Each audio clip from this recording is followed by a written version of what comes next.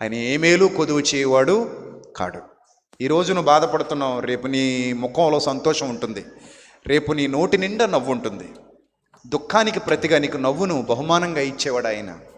బాధకు ప్రతిగా ఆనందాన్ని నీకు బహుమానంగా ఇచ్చేవాడు ఆయన. కష్టాలలో నుండి, కన్నీళ్లలో నుండి నిన్ను విడిపించి ఒక సంతోషకరమైన స్థితిలోనికి నన్ను నడిపించుటకు ఇష్టపడుతున్నవాడు ఆయన. కాబట్టి ప్రియమైన దేవుని సంగమా, don't worry about anything. Don't worry about any typical situation in your life.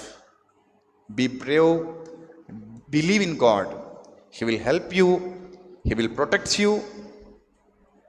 ఆయన నీ పట్ల కేర్ తీసుకుని నిన్ను నడిపించడానికి ఎప్పుడూ సిద్ధంగా ఉన్నాడు. కాబట్టి ఎప్పుడూ బెంగ పట్టుకోవద్దు, విచారపడొద్దు. మేలులు మన ముందన్నీ మేలులే దాచి ఉంచాడు. ఒకవేళ భూమి మీద కొన్ని సందర్భాల్లో కష్టాలని ఆవహించినా, కన్నీళ్లు నీకు ఎదురొచ్చినా, దుఃఖం నీకు ఎదురొచ్చినా, వేదన నీకు ఎదురొచ్చినా, నిరీక్షణతో ఎదురుచూడు. నిత్యజీవం వరకు ప్రయాణం చేయి. అంతవరకు ప్రభు రాజ్య విస్తరణలో ఒక సైనికుడిగా, ఒక సైనికురాలిగా నిలబడు. దేవుడిని ఎందుకు ఎన్నుకున్నాడో, దేవుడిని ఎందుకు కలిమిలో ఉంచాడో, దేవుడికి ఎందుకు సమృద్ధికరమైన వాతావరణాన్ని అనుగ్రహించాడో తెలుసుకో ముందు. ప్రభువా, నా ద్వారా